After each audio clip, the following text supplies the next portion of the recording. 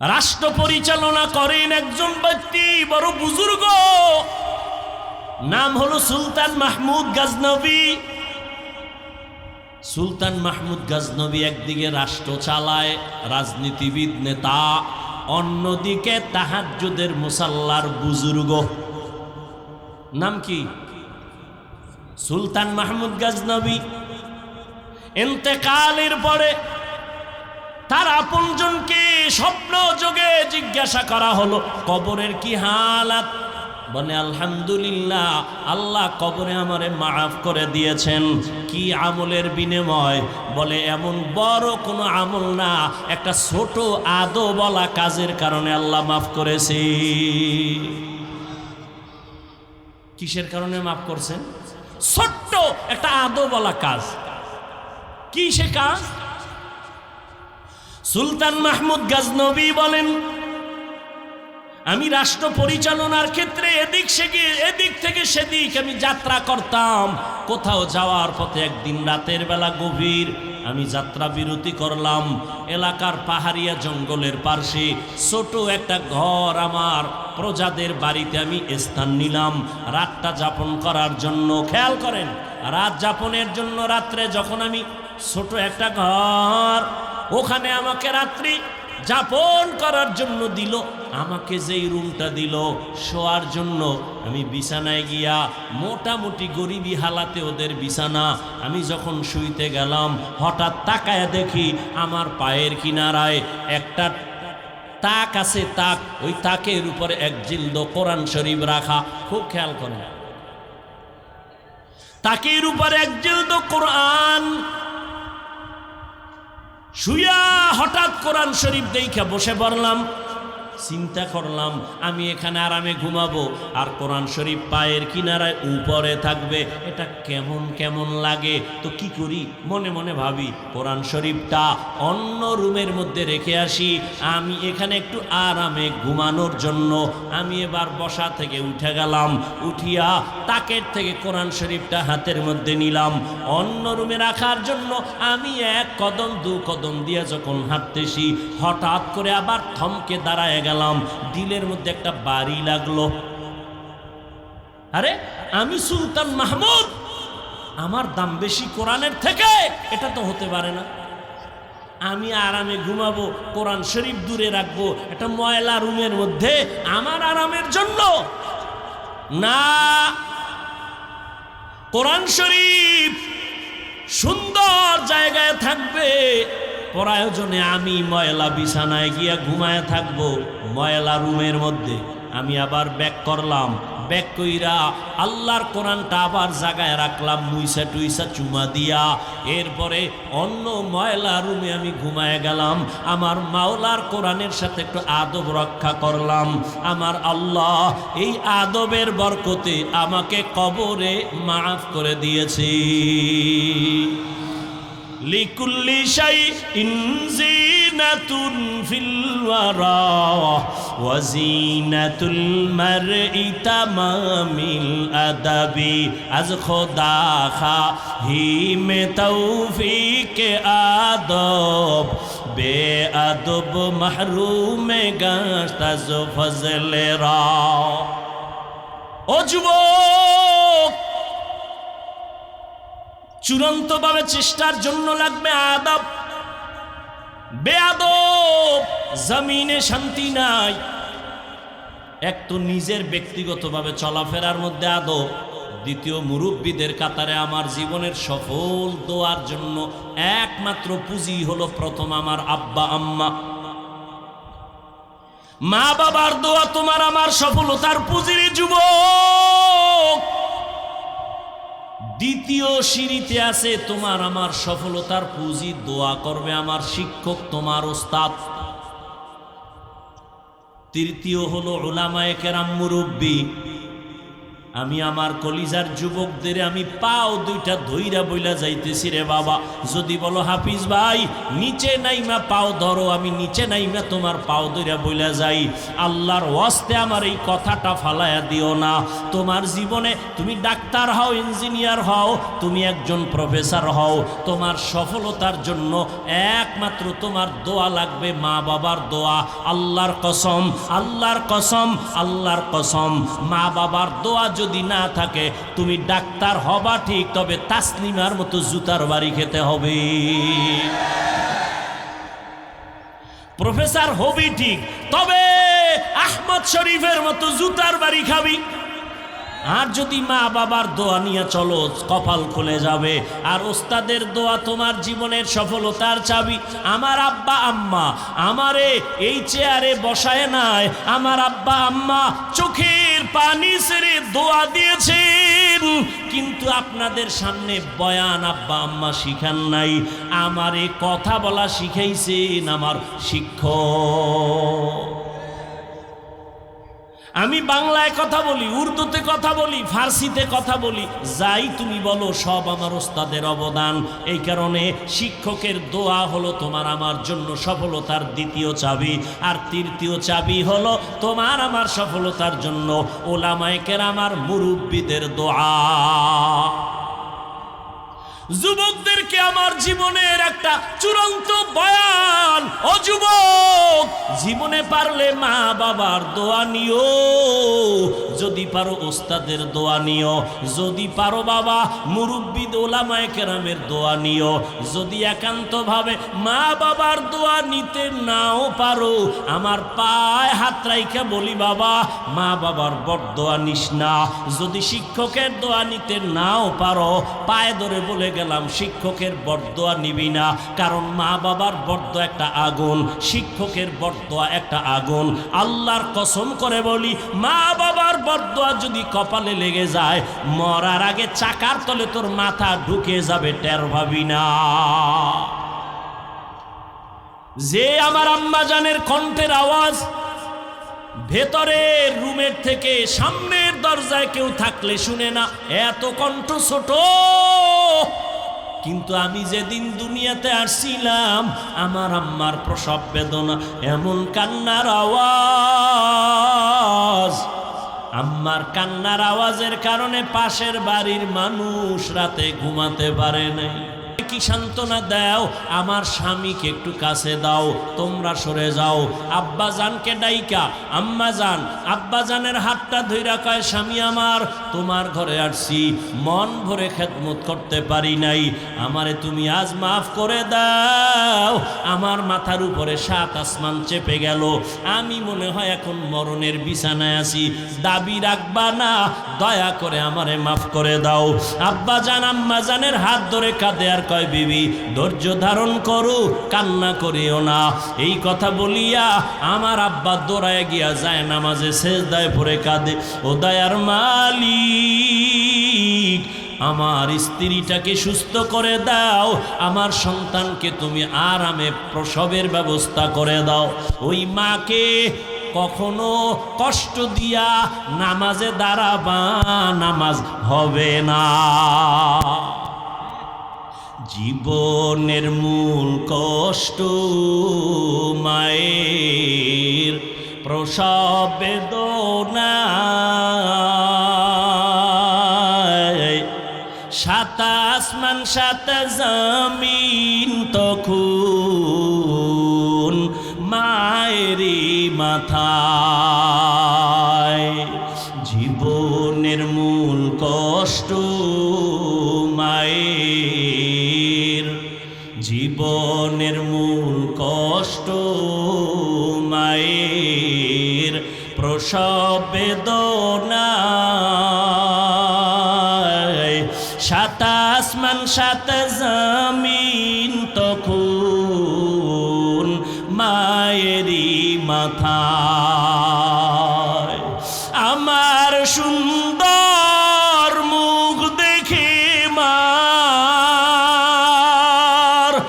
আমার সুন্দর মুখ দেখে মায়ের ব্যথা ভাসাইয়া। ও আমার প্রাণের মা, মা গো মা, কোথায় গেলে মোরে ছাড়িয়া? জনম দুঃখী ইয়াতীম আমি, চায় না কেহ ফিরিয়া। আমি যখন ছিলাম আমার মায়ের উদরে, চলাফেরা করলেন যে মায় কত কষ্ট করে।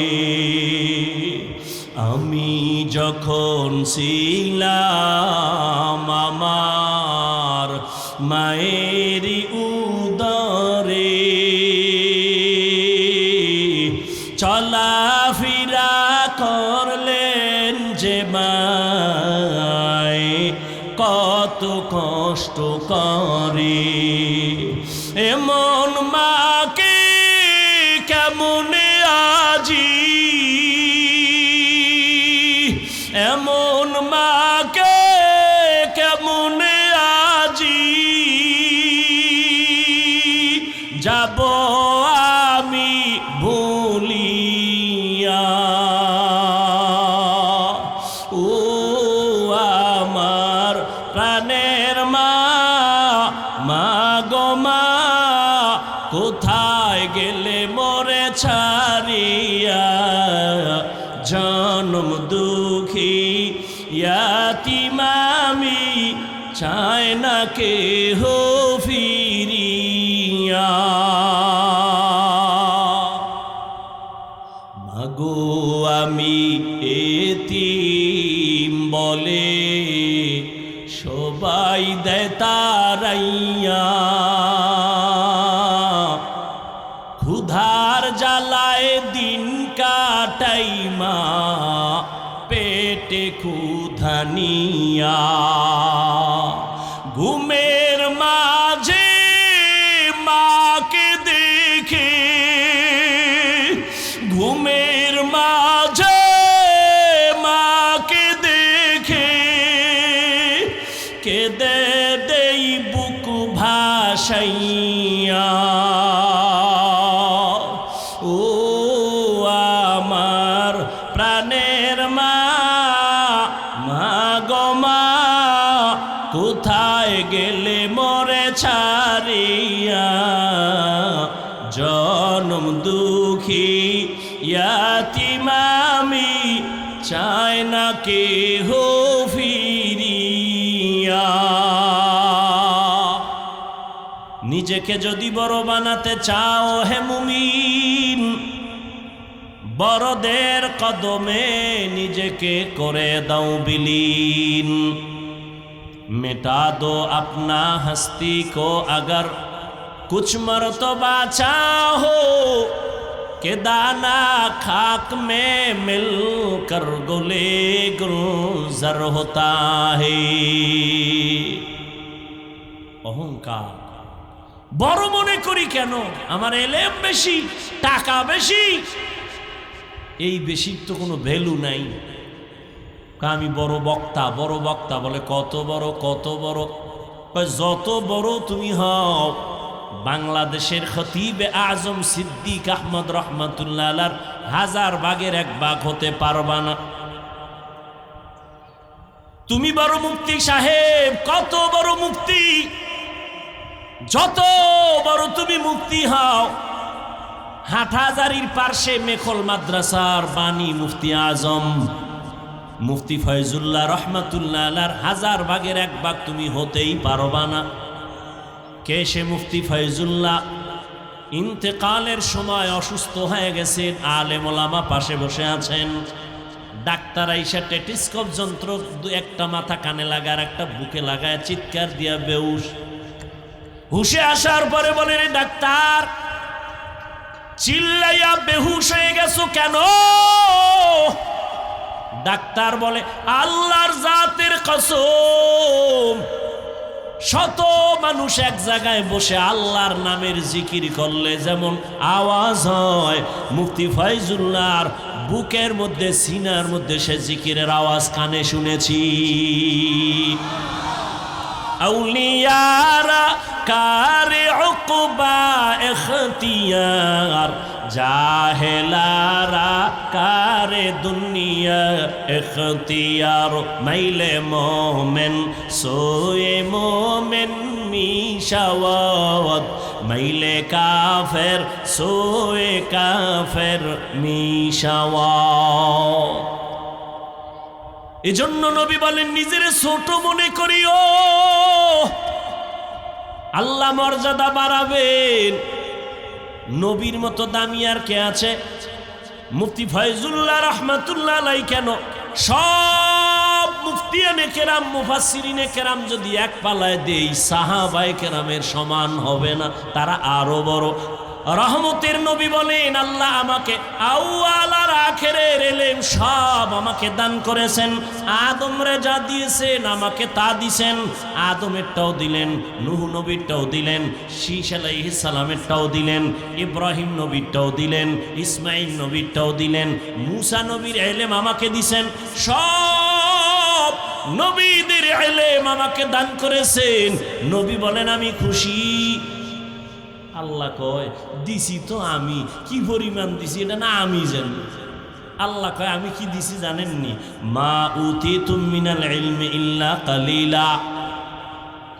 আমার ইলমের সাগর, ওই ইলমের সমুদ্র থেকে নবী আমি আপনাকে যা দিছি খুবই সামান্য। দেখছেন নি কারবার?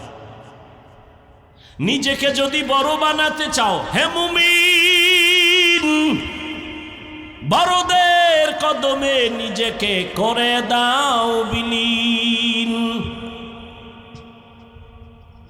আল্লাহ কয় আপনার সামান্য দিছি, তা আল্লাহর কাছে কি পরিমাণ এলেম জমা।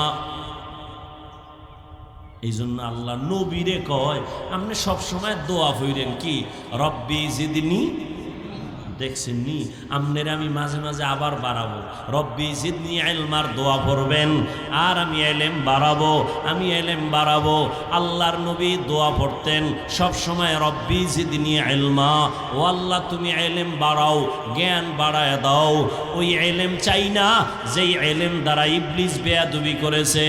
ও বান্দা তুমি ইলম শিখেছো, তোমার জ্ঞান আর তোমার শিক্ষা, তোমার ইলমে যদি তোমারে বিনয়ী করতে না পারে, এই ইলম দিয়া লাভ কি? তোমার ইলমে যদি তোমাকে তাওয়াজুআন করতে না পারে, তোমাকে ছোট বানাইতে না পারে, অহংকার মুক্ত করতে না পারে, এই ইলম মদিনার ইলম না, এই ইলম ছিল ইবলিসের ইলম। ইলমে রা'জাজু করদন বেহিসাব, খলকে রাদাদন জওয়াবে বাসওয়াব, হক না দারদ দোস্তে খলকা জারেরা, নিস্তে ই খসলত একে দিনদারেরা। নিজেরে ছোট বানাইয়া চলিও, মর্যাদা আল্লাহ বাড়ায় দিবেন। দেখবা যেই সমাজের মানুষটা নম্র, ভদ্র, শালীন, সবাই তারে মহব্বত করে, সম্মান করে। আর যার মধ্যে নম্রতা নাই, ভদ্রতা নাই, কেউ তারে মহব্বত করে না, দূরে রাখে। বিনয়ী হতে হলে আদবওয়ালা হতে হয়। এজন্য নবী বলেন আদাবানি রব্বি ফাআহসানা তাদিবি, রব আমারে আদব শিখাইছেন, আমি মায়ের গর্ভ থেকে আদব শিখে আসি নাই। আদব এটা শিখতে হয়, মায়ের গর্ভ থেকে নিয়ে আসা যায় না। আসেন আমি আয়াতের মধ্যে ঢুকি। আল্লাহ বলেন যারা প্রাণপণে চেষ্টা করে আল্লাহ পাওয়ার জন্য, আমি আল্লাহ তাদের জন্য অনেক রাস্তা খুলে দিব। অনেক বলতে কি একটা? জবাব দেন। অনেক, 100, 1000 না 1 লাখ, কোনো সীমা না।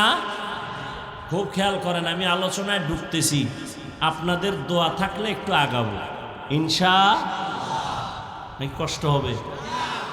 এখানে যতক্ষণ বসে আছেন একটা গুনাহ তো হবেই না, নেক লেখা হবে, অনবরত নেক। আল্লাহ সবাইকে কবুল করুন। ও কলিজার যুবক, ও পর্দার আড়ালের আম্মা জান, ও বোনেরা, ও বৃদ্ধ বাবাজি, কয়দিন গত বছর এখানে বয়ানে আসছিলাম নি? আজকে খবর নিয়ে দেখেন, গত বছর যারা প্যান্ডেলে ছিল আজ অনেকেই কবরের বাসিন্দা। আজ আমরা বসে আছি, আগামী বছর এই প্যান্ডেলে বয়ান চলবে, আমরা কে থাকবো কোনো জানা আসেনি। জিন্দেগি মে বন্দগি তু কর নাহি, জিন্দেগি মে বন্দগি তু কর নাহি, जिंदगी बे बंदगी शर्मिंदा है, जिंदगी बे बंदगी शर्मिंदा है। খারাপ লাগে যুবকেরা? একটা হারমোনিয়াম হইলে একটু মজা পাইতি, একতারা হইলে আরো মজা না? এখন যুবকেরা তো সব আপডেট, বাংলা গান শুনে না, সব হিন্দি। মোবাইলে হিন্দি গান চালায় আর লাফায়। কিও অর্থ কি? আব্বাও বুঝে না, আমিও বুঝি না। লাফাও কেন? কয় মজা।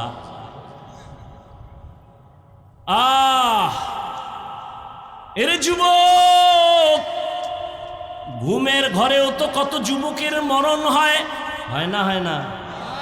এই চিন্তা যদি করতি যে ঘুমের মধ্যে আজরাইল আসতে, যদি চিন্তা করতি গানের তার কানের মধ্যে লাগায় ঘুমাইতি না? ও মুসলমান বাবা, তুমি গানের তার কার লাগাইয়া ঘুমাও, আজরাইল এসে যদি দেখে তোমার কানের মধ্যে গানের তার লাগানো, মুসলমান হিসাবে চিন্তা করো কবরে গিয়া কি জবাব দিবা? আমার কথায় তো আর ফিরবি না। হেদায়েতের মালিক নবীও না, কে? মান ইয়াহদিহিল্লাহু ফালা মুদিল্লা লাহু ওয়া মান ইউদ্লিল ফালা হাদিয়া লাহু। আল্লাহ যাকে হেদায়েত দেন কেউ তাকে ধ্বংস করতে পারে না। ও যুবক বাবা, আমার বয়ানে ফিরবা কোনো গ্যারান্টি নাই, তবে একটু আবদার করি মাঝে মাঝে পারলে একটু তোমার ডিউটির বাইরে, তোমার ডিউটি বাদ দিয়া না, তোমার শিডিউলের বাইরে আমার একটা আবদার মাইনো মাঝে মাঝে। সেটা কি? তুমি সারা রাত মোবাইলের ডিউটি যখন শেষ কইরা ঘুমাবা, ডিউটি শেষ, এখন কি? ঘুম। ঠিক ওই সময় মোবাইলে সার্চ দিবা কোরআন তেলাওয়াত, দেখবা মক্কা মদিনার ইমাম হাজির। এইবার মোবাইলে তেলাওয়াত চালু কইরা বালিশের পাশে মোবাইলটা রাইখা আস্তে ঘুমায় যাবে, শুনতে শুনতে ঘুমাও। আমার দিল বলে একদিন, দুদিন, এক সপ্তাহ যদি শুনো, নিজে কানে ধরে বলবে আর গান শুনবো না, চোখে পানি চলে আসবে কোরআনের আকর্ষণ। दुनिया में हो दुनिया का तलबगार ना हो, बाजार से गुजर हो खरीदार ना हो, दुनिया में हो दुनिया का तलबगार ना हो, बाजार से गुजर हो खरीदार न हो, ये दुनिया एक मिसल कागज फूल है, ये दुनिया एक मिसल कागज फूल है, जिंदगी में बंदगी तू कर नहीं, जिंदगी में बंदगी तू कर नहीं, जिंदगी बे बंदगी शर्मिंदा है, जिंदगी बे बंदगी शर्मिंदा है। খারাপ লাগে? আরো শুনবি? সত্যি? তাহলে নিয়ত কর যে এডি শোন। বহু আল্লাহর বান্দা কলিজা দিয়া কত সুন্দর নাশিদ পড়ে, গজল গায়, গায় না?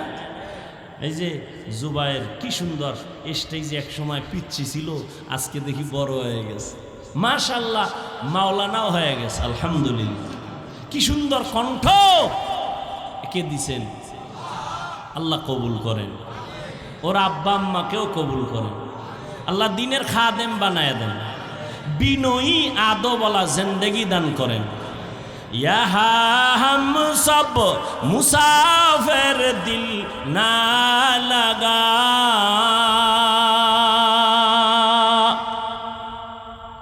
এ দুনিয়া মুসাফির খানা, দিলটাকে দুনিয়ামুখী করো না, দুনিয়া তোমার পেছনে ঘুরবে, তুমি আল্লাহর খোঁজে ঘুরো। এরে যুবক, ভালো করে বুঝো, আল্লাহ বলেন যারা আমাকে পাওয়ার জন্য চূড়ান্তভাবে চেষ্টা করে আমি রাস্তা খুলে দিব, একটা না অনেক।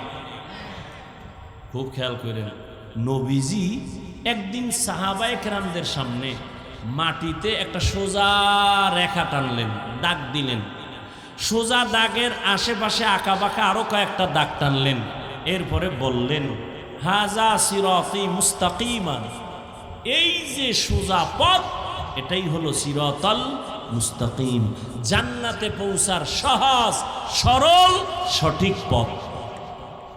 বাঁকা না সোজা? বলেন, সোজা না বাঁকা? কয়টা? জোরে বলেন। নবী কয় জান্নাতে পৌঁছার সঠিক পথ একটা, সোজা। আল্লাহ কয় আমাকে পাওয়ার পথ অনেক। এবার ফেস লাগছে না? নবী কয় একটা, আল্লাহ কয় অনেক। সমাধান কে দিবে? DC, SP, chairman. কিয়ামত পর্যন্ত ইসলামী শরীয়তের সব বিষয়ের সমাধান দিবে একমাত্র উলামায়ে আহলে হক। আল্লাহ বুঝার তৌফিক দান করেন। সমাধান কি? সমাধান হলো, আমি এটা আরো আগেও অনেক জায়গায় বলছি, আপনাদের হোমনা থেকে অথবা ধরেন ঢাকা চট্টগ্রাম যাইতে বিশ্ব রোড আসেনি? কয়টা? একটা। কয়টা? বিশ্ব রোড একটাই হয়। কয়টা হয়? কিন্তু বিশ্ব রোডে ঢুকার জন্য ডানে বামে আরো রোড আছে না নাই? শাখা রোড একটা না অনেক? হ্যাঁ। রহমতের নবী বলেন জান্নাতে যাওয়ার বিশ্ব রোড সিরাতাল মুস্তাকিম, আর আল্লাহ জি বলছেন অনেক পথ। এগুলো হলো বিশ্ব রোডে ঢোকার জন্য শাখা রাস্তা। কয় যেমন ইমামে আজম আবু হানিফা রহমাতুল্লাহ আলাইহির একটা রাস্তা বাতানো, ইমাম মালিকের আর একটা রাস্তা, ইমাম শাফিঈ রহমাতুল্লাহ আলাইহির আলাদা আর একটা রাস্তা, ইমাম আহমদ বিন হাম্বল রহমাতুল্লাহ আলাইহির আলাদা আর এক রাস্তা। কিন্তু পেরেশান হওয়ার কিছু নাই। ইমামে আবু হানিফার রাস্তায় যদি দৌড় দাও, সামনে গিয়ে দেখবা সিরাতাল মুস্তাকিমের সাথে লাইন লাগানো। ইমাম মালিকের রাস্তা দিয়ে যদি দৌড় দাও, সামনে গিয়ে দেখবা সিরাতাল মুস্তাকিমের সাথে লাইন লাগানো। ইমাম আহমদ বিন হাম্বলের রাস্তা দিয়ে যদি দৌড় দাও, সিরাতাল মুস্তাকিমের সাথে লাইন লাগানো। এক কথায় তারা সবাই আহলে সুন্নাত ওয়াল জামাতের অনুসারী। এদের পথ দিয়া যদি আগাইতে থাকো, সিরাতাল মুস্তাকিম দিয়া জান্নাতে পৌঁছতে পারবা। লাকাদ জানাল বিলাদা ওয়া মান আলাইহা ইমামুল মুসলিমিনা আবু হানিফা। বু হানিফা বুধ ইমামে বাসফা, আসে রাজে উম্মতানে মুস্তফা। তাহলে আল্লাহ পাওয়ার রাস্তা অনেক। আমার কাম কি? খেয়াল করেন, আমি বয়ান কিন্তু গুছাই নিতেছি। আমার কাম কি? আল্লাহ রাস্তা খুলে দিবেন অনেক, আমার কিছু করণীয় নাই। কি? চেষ্টা। বলেন কি? আস-সায়ু মিন্নি ওয়াল ইতমামু মিনাল্লাহ। বান্দার কাজ চেষ্টা করা, পরিপূর্ণতাকে দিবেন আল্লাহ দিবেন। খুব খেয়াল করেন, এখন চেষ্টা যে করবে, সবাই চেষ্টা করে। অনেকে নামাজ নাই, টুকটাক পড়ে, কয় আল্লাহর কাছে অনেক চাইছি, চেষ্টা করি পারি না। ছেলে নামাজ পড়ে না কেন? কয় চেষ্টা করি পারি না। চেষ্টা কি এটা বুঝে না। সবাই চেষ্টা করে, আসলে চেষ্টা লাইন ছাড়া করলে হবে না। হোমনা বাজারে কুত্তা আসেনি, কথা কয় না। এই কুত্তারে দেখবেন ওর ডিউটি খালি দৌড়। সকালে দেখবেন দৌড়, সন্ধ্যা পর্যন্ত এই জায়গায় কুকুর হুইয়াই থাকে। কেউ তুই সারাদিন দৌড়ে আবার জায়গায় কেন? আমি সোজা দৌড় দিই নাই তো, বাঁকা হয়ে দৌড়াইছি। যদি সোজা দৌড় দিতাম তাহলে মেঘনা দাউদকান্দি ঘুরে আবার আসতে পারতাম। তাহলে সোজা দৌড়াই তৈব, লাইন ছাড়া দৌড়াইলে হবে? এখন বান্দা চেষ্টা করবে আল্লাহ পাওয়ার জন্য, সেই চেষ্টাটা সঠিকভাবে হবে কিভাবে চেষ্টা করলে। এজন্য এই কথাটা আমি টানতেছি, খুব খেয়াল করেন। সঠিকভাবে চেষ্টা করার জন্য 3টা গুণ লাগবে। বলেন কয়টা?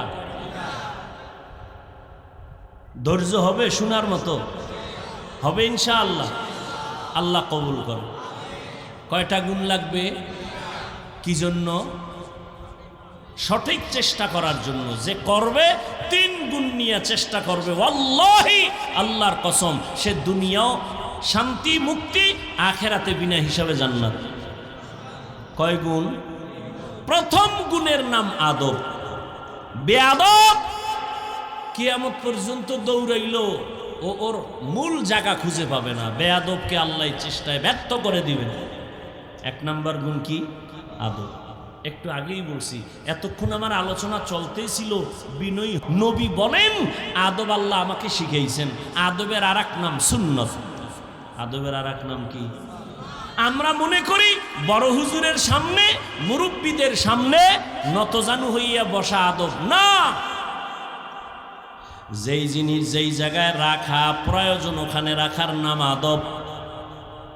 যেই কথা যেই জায়গায় বলার নিয়ম, ওই নিয়ম অনুযায়ী ওখানে ওই কথা বলার নাম আদব। কারণ আমি যদি কে আমার চিননি কি, আমি বড় বক্তা, আমি বড় মাওলানা, মুফতি, সবাই বলবে না অহংকারী? বুঝেন বুঝেন, বলবে না? আচ্ছা, এখন হোমনা মসজিদে ইমাম নিবে, কি নিবে? ইমাম নিবে। ইন্টারভিউ হয়নি, কথা বলেন না কেন? ইন্টারভিউতে বড় বড় আলেম বয়া রয়েছে টেবিলে, ভাই আপনি কি পড়ছেন? এখন যদি বিনয়ী হয়ে কয় না হুজুর কিছুই করিনি, আমি কিচ্ছুই, আমার ইলম নাই, আমল নাই, কিচ্ছু নেই, এটা আদব? কথা বলেন। ওখানে ইন্টারভিউর টেবিলে এটা বলা আদব? তাহলে যেখানে যেই কাজ করার নিয়ম, যে কথা বলার নিয়ম, ওখানে ওই প্রয়োগ করা এর নাম আদব। সেই ক্ষেত্রে হাঁটার মধ্যে আদব আছে, কথার মধ্যে আদব আছে, চোখের চাহনির মধ্যেও আদব আছে। এই যে হাত পা নাড়াচাড়া করি, এখানেও কি আছে? আদব আছে। যার আদব নাই ওই বান্দা কোনো দিন চেষ্টা করেও সীমানায় যেতে পারবে। লিকুল্লি শাইইন জিনাতুন ফিল ওয়ারা ওয়াজিনাতুল মারই তামামিল আদাবি। আজ খোদা খা হি মে তৌফিক আদব, বে আদব মাহরুম গাশত আজ ফজলে রা। রাষ্ট্র পরিচালনা করেন একজন ব্যক্তি, বড় বুজুর্গ, নাম হলো সুলতান মাহমুদ গজনবী। সুলতান মাহমুদ গজনবী একদিকে রাষ্ট্র চালায়, রাজনীতিবিদ নেতা, অন্যদিকে তাহাজ্জুদের মুসাল্লার বুজুর্গ। নাম কি? সুলতান মাহমুদ গজনবী। ইন্তেকালের পরে তার আপনজনকে স্বপ্ন যোগে জিজ্ঞাসা করা হলো কবরের কি হালাত? বলে আলহামদুলিল্লাহ, আল্লাহ কবরে আমারে মাফ করে দিয়েছেন। কি আমলের বিনিময়? বলে এমন বড় কোনো আমল না, একটা ছোট আদো বলা কাজের কারণে আল্লাহ মাফ করেছে। কিসের কারণে মাফ করছেন? ছোট্ট একটা আদো বলা কাজ। কি সে কাজ? সুলতান মাহমুদ গজনবী বলেন, আমি রাষ্ট্র পরিচালনার ক্ষেত্রে এদিক থেকে সেদিক আমি যাত্রা করতাম। কোথাও যাওয়ার পথে একদিন রাতের বেলা গভীর আমি যাত্রা বিরতি করলাম।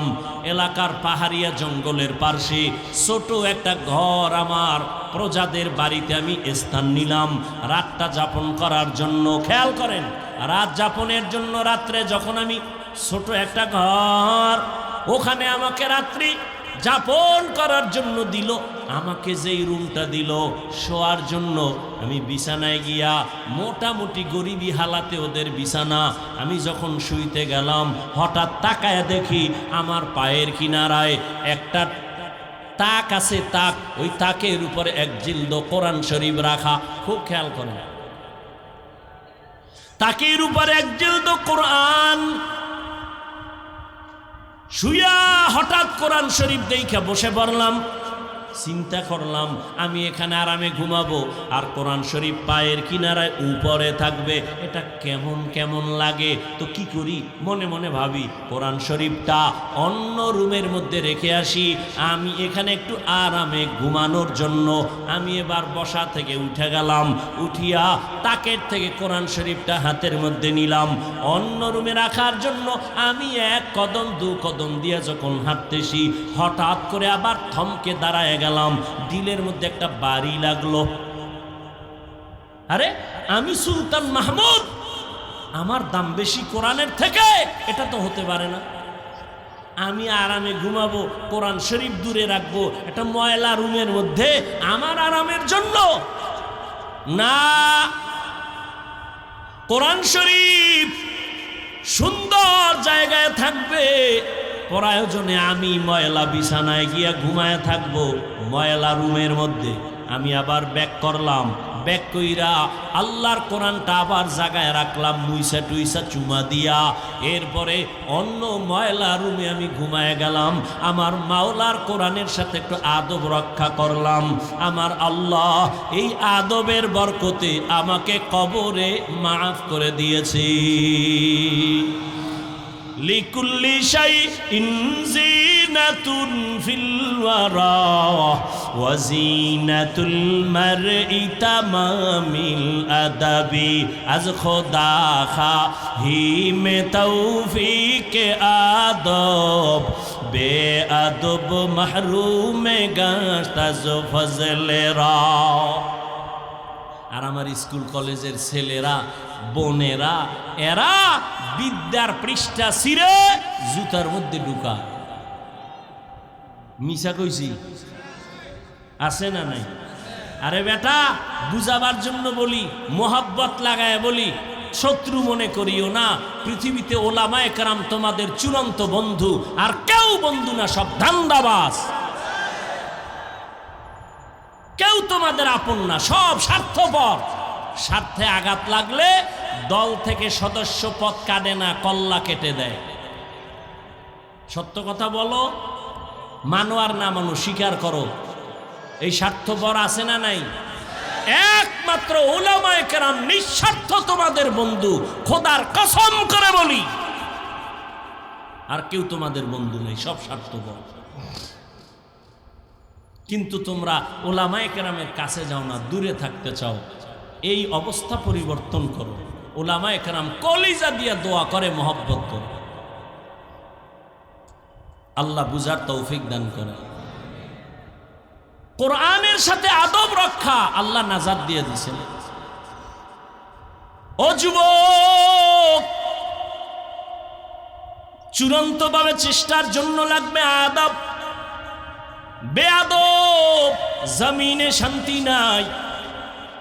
এক তো নিজের ব্যক্তিগতভাবে চলাফেরার মধ্যে আদব, দ্বিতীয় মুরব্বীদের কাতারে আমার জীবনের সফল দোয়ার জন্য একমাত্র পুঁজি হলো প্রথম আমার আব্বা আম্মা। মা বাবার দোয়া তোমার আমার সফলতার পুঁজির যুবক। দ্বিতীয় সিঁড়িতে আছে তোমার আমার সফলতার পুঁজি, দোয়া করবে আমার শিক্ষক, তোমার ওস্তাদ। তৃতীয় হলো উলামায়ে কেরাম, মুরব্বী। আমি আমার কলিজার যুবকদের আমি পাও দুইটা ধইরা বইলা যাইতেছি, রে বাবা, যদি বলো হাফিজ ভাই নিচে নাইমা পাও ধরো, আমি নিচে নাইমা তোমার পাও ধইরা বইলা যাই। আল্লাহর ওয়াস্তে আমার এই কথাটা ফালায়া দিও না। তোমার জীবনে তুমি ডাক্তার হও, ইঞ্জিনিয়ার হও, তুমি একজন প্রফেসর হও, তোমার সফলতার জন্য একমাত্র তোমার দোয়া লাগবে, মা বাবার দোয়া।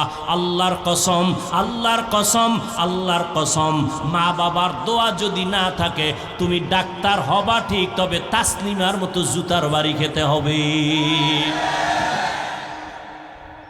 প্রফেসর হবি ঠিক, তবে আহমদ শরীফের মতো জুতার বাড়ি খাবি।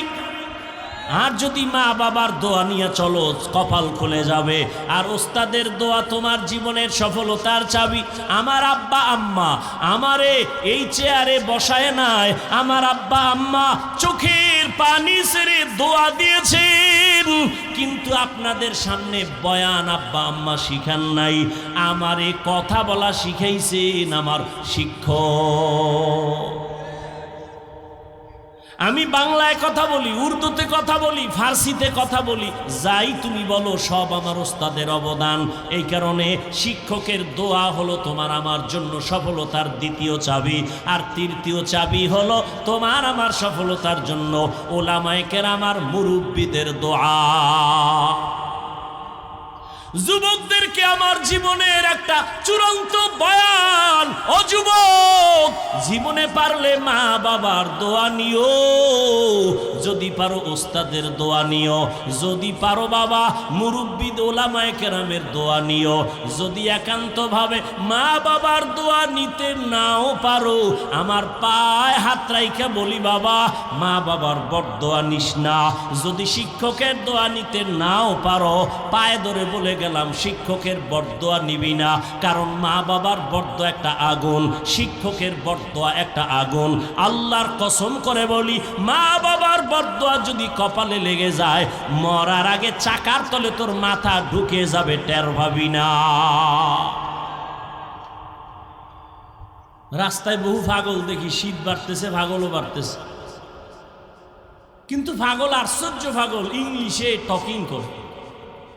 আর এক পাগল দেখি একদিন রাস্তায় আরবি, অনর্গল আরবি বলে। আমি বললাম কিউ পাগল, তুই পাগল হই আবার কোন জায়গায় গিয়ে আরবি শিখলা, ইংলিশ শিখলা? না, কোথাও শিখে নাই। খুঁজা খুঁজা ভাবলাম ইংলিশ শিখলো কই। হঠাৎ করে অন্তরে জবাব আইছে, ও পাগল হইয়া ইংলিশ শিখে নাই, আরবি শিখে নাই, বরং মাদ্রাসার ভালো ছাত্র ছিল, বেয়াদবির কারণে পাগল হয়ে গেছে।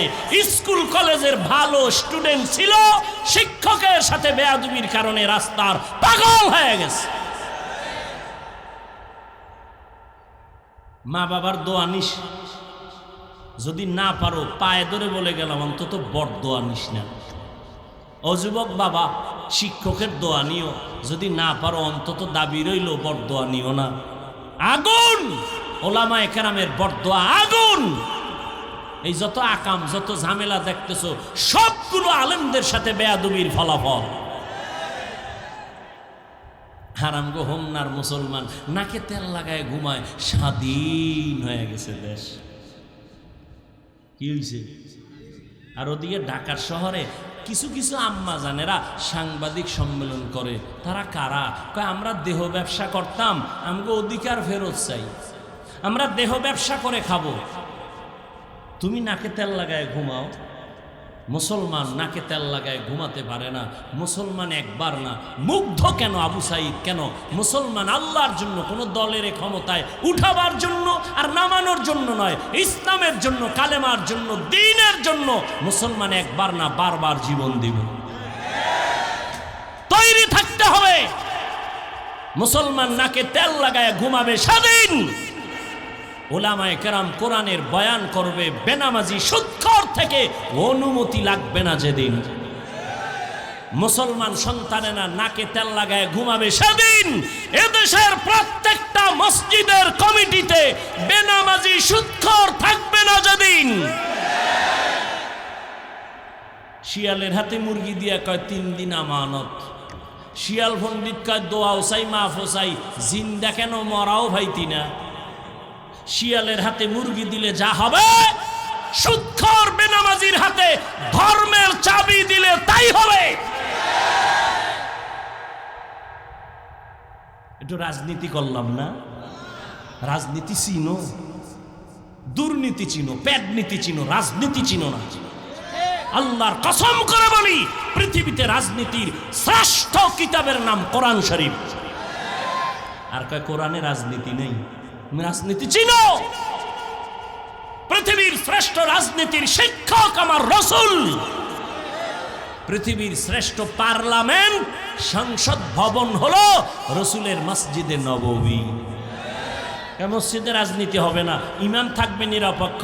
নতুন করে স্লোগান দাও, ইমাম যদি নিরপেক্ষ থাকতে হয়, কমিটির প্রত্যেকটা মানুষকে নিরপেক্ষ থাকতে হবে। কমিটি যদি দুর্নীতি, রাজনীতি, ভেটনীতি করে, ইমাম সাহেব মাইক লাগাইয়া ইসলামের রাজনীতি করবে। কোরআনের রাজনীতি নাই। যত জুতা আছে সব জুতা নিব যদি প্রমাণ দিতে না পারি। কোরআনের রাজনীতি নাই। হ্যাঁ, আপনি পেট নীতি আর ধান্দাবাজি করেন, এডি কোরআনে নেই। এখন বলবেন হাফিজ ভাই কই আছে? আমনের সুন্দর একটা পরামর্শ দিয়া যায়, বালিশে মাথা লাগাই এটা শুনেন। এই বাংলা তো পড়তে পারেন আলহামদুলিল্লাহ, আপনারা নেতা টেতা যারা আছেন।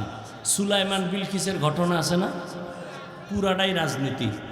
ওই বাংলা তর্জমাটা হইরেন, টের পাইবেন রাষ্ট্রনীতি কাকে বলে। ইউসুফ নবী জুলাইখার ঘটনা আসেনি, পুরাটা রাষ্ট্রনীতি। একা একা বাংলা ভইরা টের পাইবেন রাজনীতি কারে করে।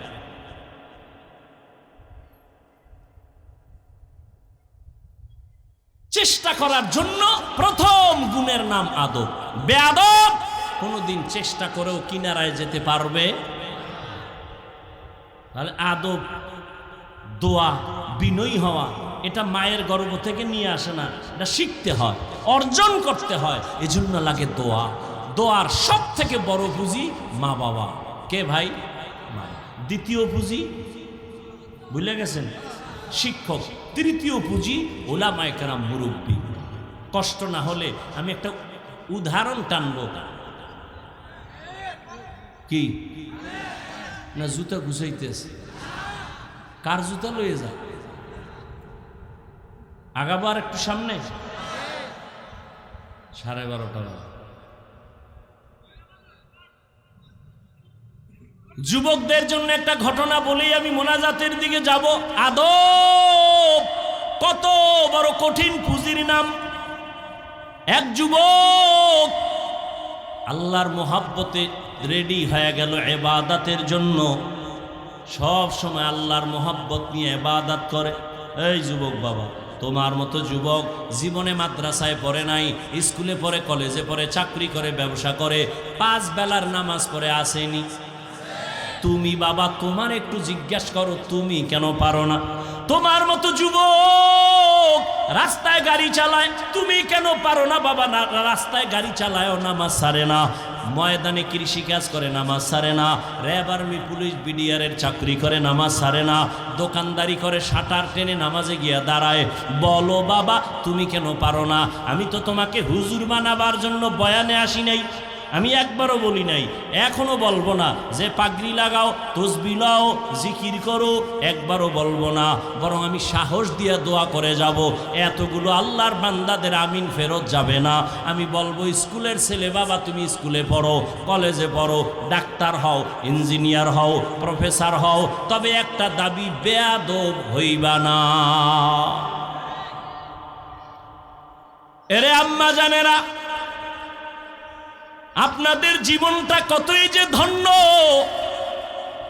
আপনারা নবীদের মায়ের মতো মা, সাহাবায়ে কেরামদের মায়ের মতো মা। আপনারা তো কত দামি নারী। এরে আম্মা জান, এতক্ষণ আপনাদের সন্তানদের যত বয়ান শুনাইলাম, এগুলো বাস্তবায়নের জন্য আপনার দোয়া আর আপনার অবদান ছাড়া হবে না। এ দুনিয়ায় যত ভালো ভালো সন্তান হয়েছে, সব হলো মায়ের অবদান। এজন্য রহমতের নবী বলেন, পৃথিবীর শ্রেষ্ঠ সম্পদ হলো নেককারিনী মহিলারা। ওই যুবক আল্লাহর ইবাদতে এমন মজা পেয়ে গেল, আজান হয়েছে, শেষ হওয়ার আগে মসজিদে হাজির, নামাজ পড়ে আর বের হয় না। আসরে ঢুকলো, মাগরিব পরে বের হইল, কিন্তু বাইর হইয়াই দেখে দোকানদারি, বেপর্দা নারীর আড্ডা। যুবক একদিন সিদ্ধান্ত নিল, এই এলাকায় আর থাকবো না, ইবাদত কইরাও ঝামেলা, গুনাহ হয়ে যায় অনিচ্ছায়। এখন আমি এমন একটা নির্জন জায়গায় যাব, যেখানে গিয়া এক ধ্যানে আমি আল্লাহর ইবাদত করব। বাড়ির পাশে দূরে একটা জঙ্গল, পাহাড়। যুবক নিরিবিলি ইবাদতের জন্য ওই পাহাড়ের চূড়ায় গিয়া একটা সুন্দর ঘর বানাইয়া ওখানে থাকে, ওখানে ইবাদত করে। আর বাড়ি আয় না, ঘরের মধ্যে বৃদ্ধা তার কলিজার মা। কে? মা। সন্তান ইবাদতে মশগুল, বাড়ি আসে না। মায়ের অন্তর ছটফট করে, বাবার চেহারাটা যদি একবার দেখতে না পারি মনটা ভালো লাগে না। কেমনে সন্তানের দেখব? সন্তান তো ইবাদতখানায় পাহাড়ের উপরে, আমি বুড়া মহিলা, পাহাড় বেয়ে উপরে উঠতেও পারবো না। কি করি কি করি ভেবে ভেবে একদিন সিদ্ধান্ত নিল, আমি একা একা হেঁটে হেঁটে আমি আমার সন্তানের একটু এক নজর দেখার জন্য যাব। এই সন্তান, দেখো মায়ের অন্তরে কি মোহাব্বতের আগুন। বৃদ্ধা মা সকাল 10টা-11টায় সূর্য যখন উপরে উঠে গেল, রোদের তাপ বেড়ে গেছে, বৃদ্ধা মা ঘর থেকে বেরিয়ে একা একা হেঁটে হেঁটে পাহাড়ের কিনারায় গিয়া নিচে দাঁড়াইয়া মহিলা কেমনে যে বাচ্চাটারে ডাক দিছে। সাহাবায়ে কেরামদের নবী নিজে ওভাবে দেখায়, সূর্যের আলো উপর থেকে যখন চোখে লাগে তখন মানুষ হাত দিয়া এভাবে ছায়া দেয়নি, নবী এইভাবে দিয়া এবার সাহাবাদের বুঝায়। ওই বৃদ্ধা মা পাহাড়ের কিনারায় গিয়া উপরে তাকাইয়া হাতটা দিয়া সূর্যের আলোটারে আড়াল করে এবার উপরে মুখ করে ডাক দিছে, ও সন্তান, আমি তোর বৃদ্ধা মা কষ্ট করে এখানে হাজির, একটু নেমে আয়, একটা নজর, আমি তোর চেহারাটা দেখব, কলিজা ঠান্ডা করব। সন্তানকে ডাক দিছে আম্মা জান, সাথে সাথে সন্তান ডাক শুনছে, কিন্তু সন্তান এমন সময় ডাক শুনছে যখন সন্তান নামাজের ভেতরে দাঁড়ানো। সন্তান চিন্তা পড়ে গেছে, আম্মা জান যে ডাক দিল, আমি কি আম্মার ডাকে সাড়া দিব নাকি আল্লাহর মহব্বতে নামাজেই থাকবো? চিন্তা কইরা সন্তান সিদ্ধান্ত নিল, না মায়ের ডাকে সাড়া দিব না, আমি আল্লাহর মহব্বতে নামাজেই থাকব। মাসআলা কি? নফল নামাজে দাঁড়াইছো, মা ডেকেছে বারবার, জরুরি, নামাজ ছেড়ে দাও, মায়ের ডাকে সাড়া দাও।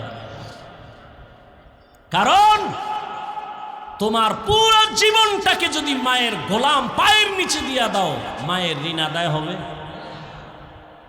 জীবন দিয়া মা কষ্ট করেছেন, যে আমার আম্মা জানের কণ্ঠের আওয়াজ ভেতরের রুমের থেকে সামনের দরজায় কেউ থাকলে শুনে না, এত কণ্ঠ ছোট। কিন্তু আমি যেদিন দুনিয়াতে আসছিলাম, আমার আম্মার প্রসব বেদনা, এমন কান্নার আওয়াজ, আম্মার কান্নার আওয়াজের কারণে পাশের বাড়ির মানুষ রাতে ঘুমাতে পারে নাই। কি সান্ত্বনা দাও, আমার স্বামীকে একটু কাছে দাও, তোমরা সরে যাও। আব্বা জানকে ডাইকা, আম্মা জান, আব্বা জানের হাতটা ধইরা কয়, স্বামী আমার, তোমার ঘরে আসছি, মন ভরে খেদমত করতে পারি নাই, আমারে তুমি আজ মাফ করে দাও। আমার মাথার উপরে 7 আসমান চেপে গেল, আমি মনে হয় এখন মরণের বিছানায় আছি, দাবি রাখবা না, দয়া করে আমারে মাফ করে দাও। আব্বা জান আম্মা জানের হাত ধরে কাঁদে আর কয়, বিবি ধৈর্য ধারণ করো, কান্না করিও না। এই কথা বলিয়া আমার আব্বা দৌড়ায় গিয়া যায় নামাজে সেজদায় পড়ে কাঁদে, ও দয়ার মালিক, আমার স্ত্রীটাকে সুস্থ করে দাও, আমার সন্তানকে তুমি আরামে প্রসবের ব্যবস্থা করে দাও। ওই মাকে কখনো কষ্ট দিয়া নামাজে দাঁড়াবা, নামাজ হবে না। ওই যুবক আল্লাহর গোলাম নামাজের মধ্যে দাঁড়ানো, কানের মধ্যে আওয়াজ আসছে, মা পেছন থেকে পাহাড়ের পাদদেশে ডাক দিছে। যুবক সিদ্ধান্ত নিল, আম্মা জানের ডাকে আমি সাড়া দিব না, আমি নামাজের মধ্যেই থাকব। আল্লাহর ইবাদতে এত মজা, মায়ের ডাকটাকে সে কোনো কর্ণপাত করল না। বৃদ্ধা মা, নবী বলেন, রোদের তাপে নিরুপায় হইয়া বৃদ্ধা মা আবার কষ্ট করে করে বাড়ি চলে গেল। আর দেখার দরকার নাই, কিন্তু না, যতই রাগ করে বাড়ির মধ্যে বিছানায় যখন শুইয়া পড়ে, অন্তরের মধ্যে আবার সে আগুন। আমার সন্তানের না দেখলে ঘুম চোখে আসে না। কই ওই সন্তান, আমি না দেখে ঘুমাইতে পারি না। আম্মা জান আবার সিদ্ধান্ত নিয়েছেন, আমি আর একবার আমার বাবারে দেখার জন্য কষ্ট করে যাব। আমার পাহাড়ের পার্শ্বে হেঁটে হেঁটে যাইতে বড় কষ্ট, কিন্তু সন্তানের মোহাব্বত আমি মা বরদাস্ত করতে পারি না, কন্ট্রোল করতে পারি না।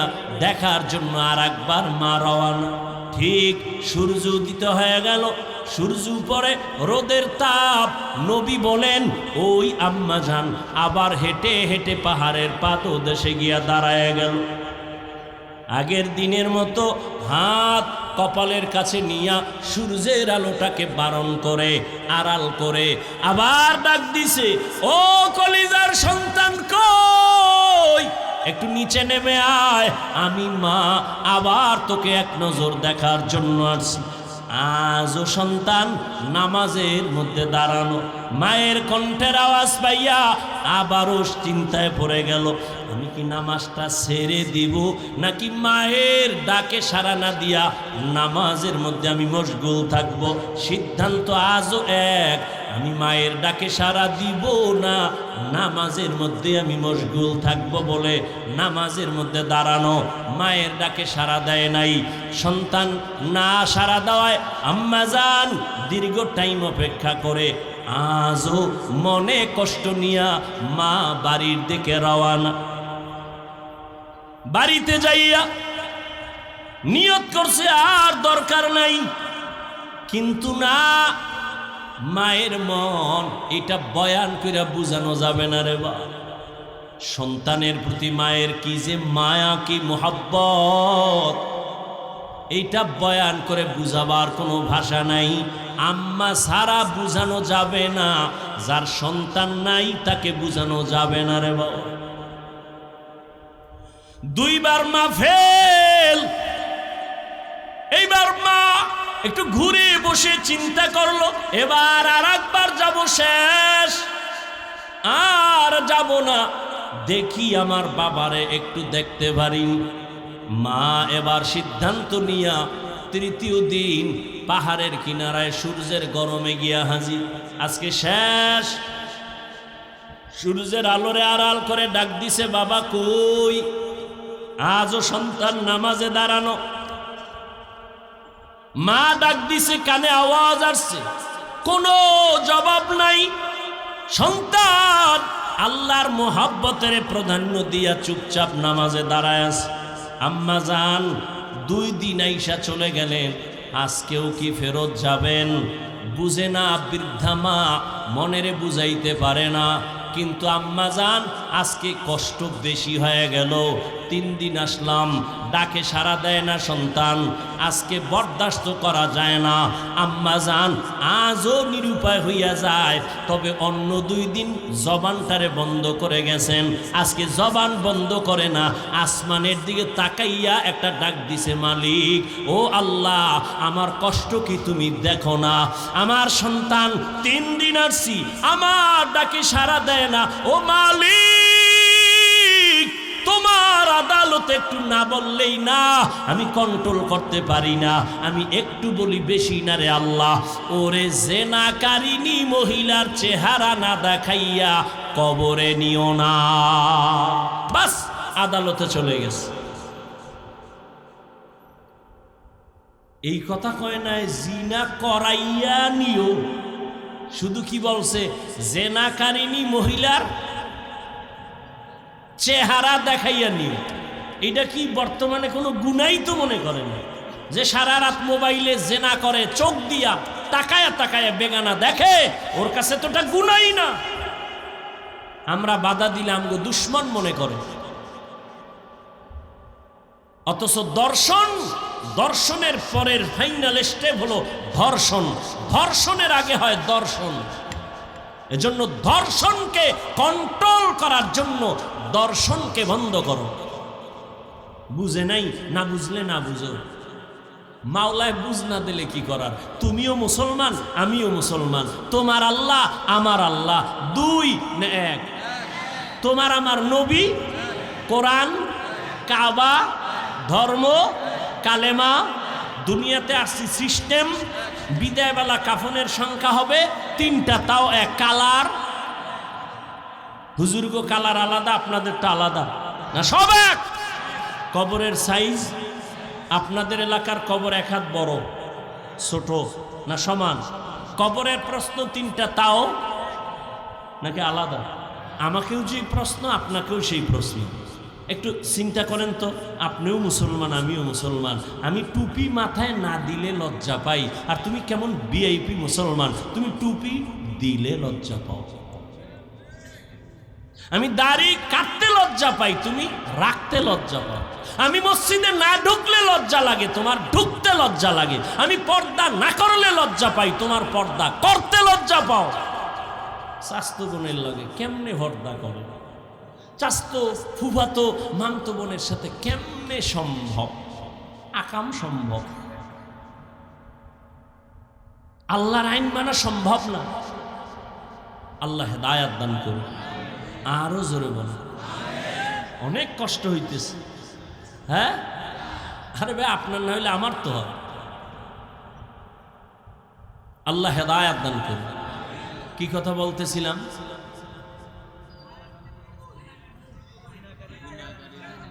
জিনাকারী মহিলার চেহারা না দেখাই আমার ছেলেরে মরণ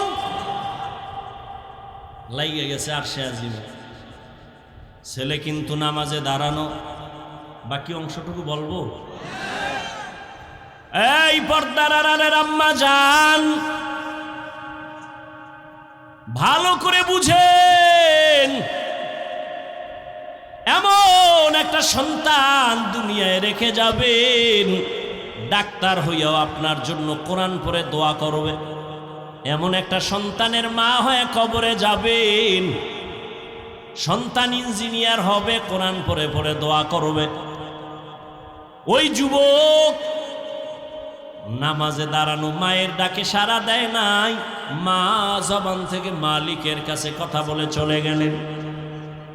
এলাকার মানুষ গর্ব করে, আমগো এলাকার এক বুজুর্গ যুবক এত সুন্দর ইবাদত করে, কোনো তুলনাই নাই। মায়ের বরদোয়া তো এটা তো কবুল হয়েই গেছে। কেমনে কেমনে কবুল হইতেছে দেখতে থাকেন। এলাকার মানুষ গর্ব করে, আরে আমগো হুজুর কঠিন এক হুজুর, বড় ইবাদত করে, কঠিন ইবাদত। একজন ওই এলাকার সুন্দরী রমণী রূপসী, সে কয় এত প্রশংসা করো কার? কয়েক যুবক। যুবক কাহা যুবক? কয় তো টিকবে না। কেন? বলে আমারে দেখলেই ফেল। এলাকার লোক বলে কশিন কালেও না। চ্যালেঞ্জ কা চ্যালেঞ্জ, যাও। এইবার মহিলা চলে গেল পাহাড়ের উপরে। পাহাড়ের উপরে যাইয়া ওই বেপর্দা নারী সুন্দরী রূপসী যুবকের দেখে। যুবক নামাজের মধ্যে দাঁড়ানো। যুবতী ওই নারীটা সুন্দরী রমণী যুবকের সামনে দাঁড়ায় গেল। যত অপকৌশল করার দরকার সব কৌশল করিয়াও দেখে যুবকের নজরটা ওই যুবতীর দিকে একবারও যায় না। সর্বশেষ ওই ওই মহিলা ফের ব্যর্থ হইয়া নিচে চলে আসলো। আর মায়ে কইছিল জেনাকারিনী নারীর চেহারা না দেখায় মরণ দিও না। এই মহিলা কি করছে? পাহাড়ের নিচে নাইমা পার্শ্বে এক এলাকা, চেটিয়াল খোলা ময়দান, বকরির রাখাল ওখানে দাঁড়িয়ে আছে, সেও সুদর্শন এক সুপুরুষ। ওর সাথে যাইয়া জেনা করে ফেলছে। জেনা করে ওই মহিলার গর্ভে বাচ্চা চলে আসলো। দীর্ঘ কয়েক মাস পরে বাচ্চাটা দুনিয়াতে যখন আসলো, এই আল্লাহর বান্দি জাহান্নামী নারী বাচ্চাটার এই কোলের মধ্যে নিয়া এলাকায় ঘুরে আর কয়, দেখো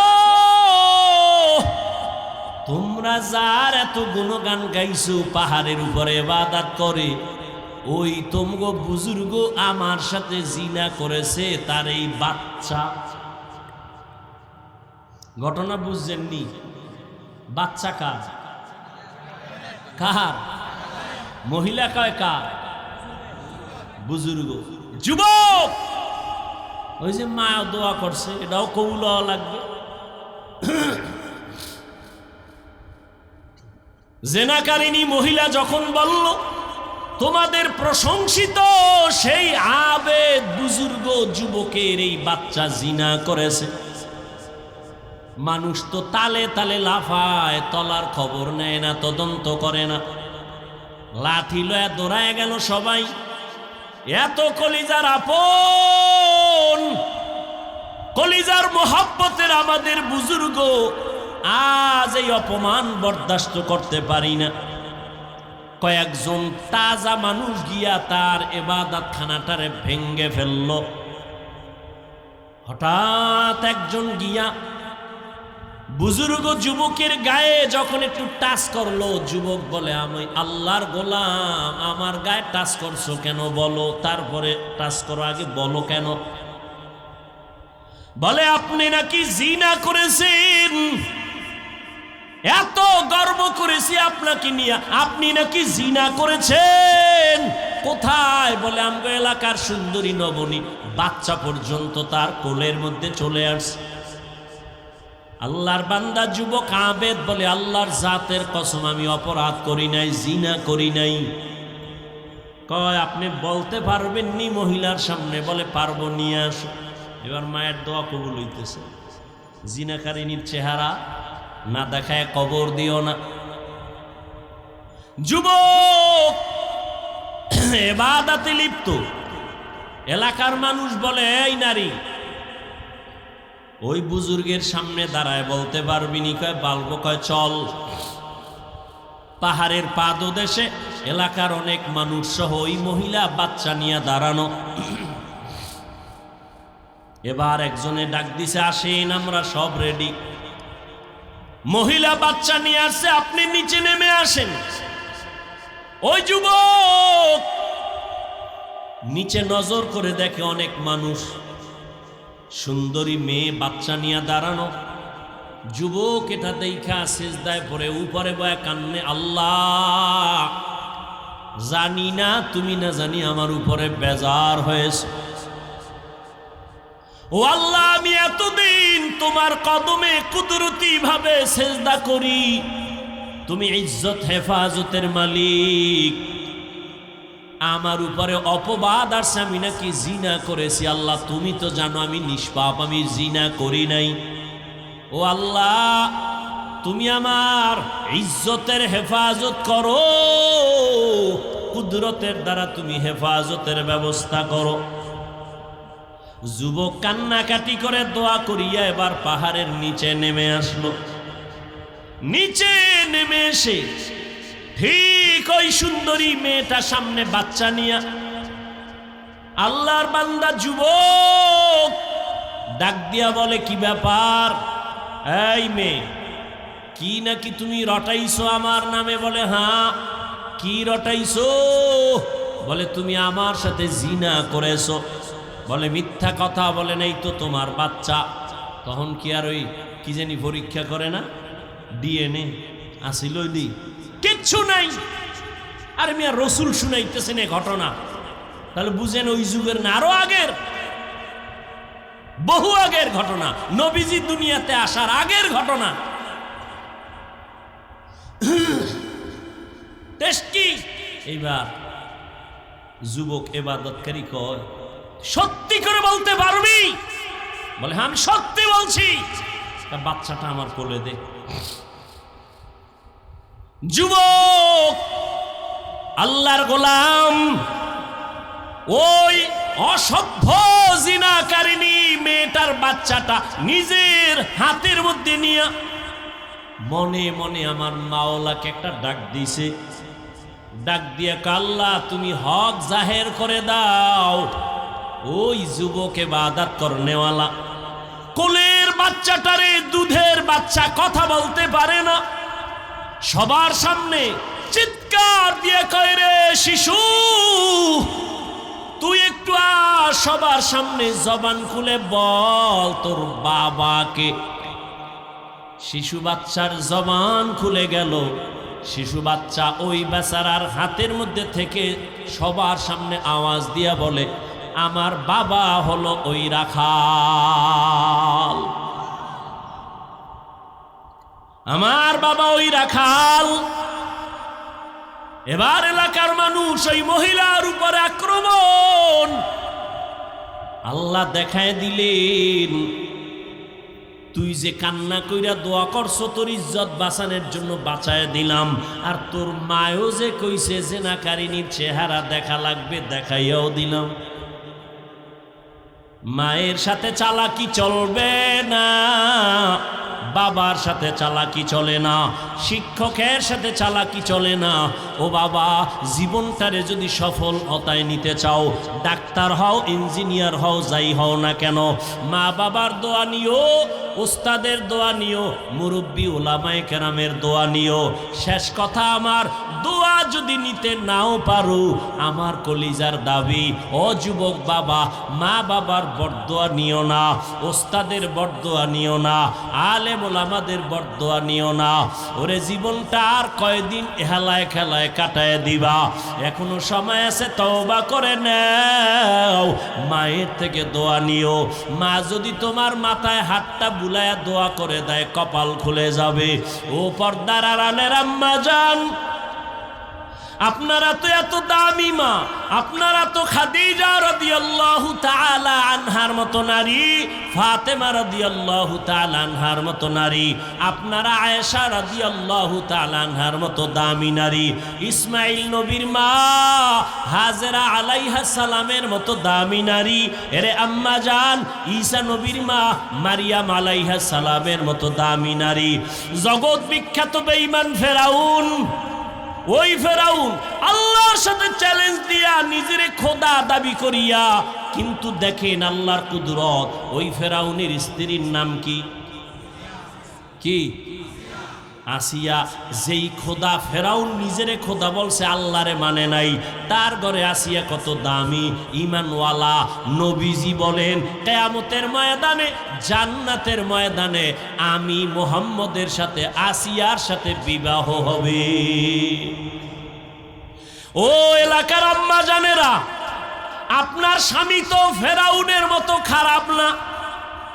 ও মা, আপনি যদি একটু নামাজ পড়ে দোয়া করতেন, আর স্বামীকেও নামাজের দাওয়াত দিতেন, আর স্বামীকে যদি বলতেন স্বামী আমার, তোমার ঘরে না খাইয়া খাইয়া কষ্ট করে জীবন কাটাবো, কিন্তু আমার জীবনের একটা দাবি, তুমি হালাল টাকা ঘরে আনবা, হারাম টাকা ঘরের মধ্যে নিবা না। হারাম টাকা খাওয়াইয়া আমাদের সন্তানের রক্ত নাপাক করব না, হারাম টাকার কামাই দিয়া আমাদের শরীরের রক্ত নাপাক করব না। একটা মা যদি স্বামীকে বারবার বলতো, কোন স্বামী হারাম টাকা ঘরে নিতে পারত না। এরে আম্মা জান, আপনার মতো কত মা এখনো আছে তাহাজ্জুদ পড়ে, 5 বেলার নামাজ পড়ে স্বামীর মাল হেফাজত করে, মোবাইলে সময় নষ্ট করে না, পর্দা রক্ষা করে চলে। ও পর্দার আড়ালের বোনেরা, আপনার মতো কত বোন লেখাপড়া করে, নামাজ ছাড়ে না, মোবাইলে চরিত্র নষ্ট করে না। মানুষের জীবনের অমূল্য এক সম্পদ হলো সুন্দর চরিত্র। ও বোনেরা, আপনার মতো বোন চরিত্রবানের অভাব নাই, আপনারা কেন পারবেন না।